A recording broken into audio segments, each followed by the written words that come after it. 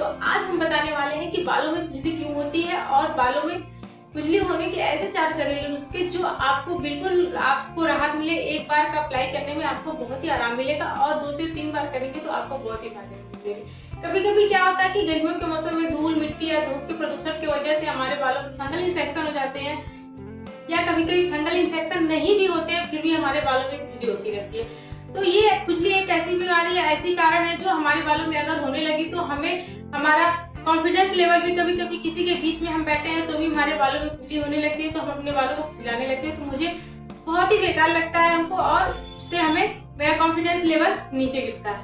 तो चलिए आज हम आप लोगों के लिए एक ऐसा 4 घरेलू नुस्खे लाए हैं जिसका यूज करके आप अपने बालों से किसी भी प्रकार का फंगल इन्फेक्शन हो या किसी प्रकार की इरिटेशन हो या खुजली हो तो आप सभी से आराम पा सकते हैं। तो हम आज बताएंगे कि कौन सी चीजें ऐसी हैं जो आपके बालों को बहुत ही फायदे देंगी और किसी प्रकार की हार्मफुल भी नहीं है और आपके बालों को फायदे भी देंगे। तो चलिए हम बताते हैं। पहला नंबर है दही और नींबू। तो हम अपने बालों के लिए बहुत ही फायदेमंद होता है दही और नींबू। दही जो है उसमें लैक्टिक अम्ल होता है और नींबू जो है उसमें सिट्रिक एसिड होता है। दोनों का कॉम्बिनेशन जब होता है तो बालों में खुजली, इरिटेशन या किसी प्रकार की कोई भी इन्फेक्शन हो तो उसको दूर करने में बहुत ही फायदेमंद होता है। नींबू हमारे एक फंगल इन्फेक्शन का कारण होता है और वो फंगल इन्फेक्शन को काटता है, इसलिए हमारे बालों की खुजली बिल्कुल खत्म हो जाती है। तो हम 2 से 3 चम्मच दही लेंगे और 1 चम्मच नींबू का रस लेंगे, दोनों का पेस्ट बनाएंगे और अपने बालों में अच्छी तरीके से स्कैल्प पे मसाज करेंगे। और मसाज करने के बाद हम चाहे तो स्टीम भी दे सकते हैं या चाहे तो स्टीम नहीं दे सकते हैं। अपने हल्के हाथों से मसाज करेंगे और 1 घंटे के बाद हम उसको वॉश कर लेंगे। देखेंगे कि पहली बार एप्लीकेशन करने में बहुत ही आराम मिलता है और आपका जितनी भी खुजलाहट होती है और आपको उससे राहत मिलती है। दूसरी चीज जो हम यूज करने वाले हैं कपूर और नारियल का तेल। कपूर जो होता है बहुत ही एंटीबायोटिक होता है, हमारे बालों में किसी प्रकार की इरिटेशन हो या खुजली हो या फंगल इन्फेक्शन उसको नॉर्मल करने में, उसको ठीक करने में बहुत ही अच्छा रोल होता है। और नारियल का तेल एंटीसेप्टिक होता है और दोनों का कॉम्बिनेशन करके बहुत ही अच्छा एक पेस्ट बनाइए।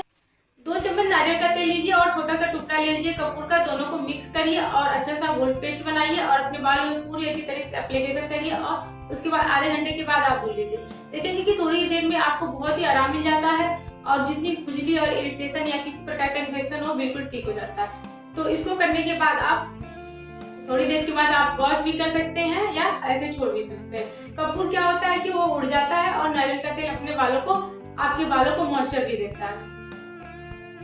तीसरी चीज जो हम यूज करने वाले हैं प्याज का रस। प्याज का रस बहुत ही अच्छा होता है बालों के लिए, बालों को हेल्दी तो बनाता ही बनाता है, फंगल इन्फेक्शन को दूर करता है। प्याज में ऐसे अम्ल होते हैं जो इन्फेक्शन को दूर करता है और बालों को क्लीन एंड क्लीन करता है और ये किसी प्रकार की खुजलाहट या इन्फेक्शन होता है उसको भी दूर करता है। तो प्याज का रस बालों में लगाने से बहुत ही फायदे हुए होते हैं और आपकी खुजली भी, किसी प्रकार की खुजली हो, इरिटेशन हो या किसी प्रकार का फंगल इन्फेक्शन हो उसको भी दूर करता है।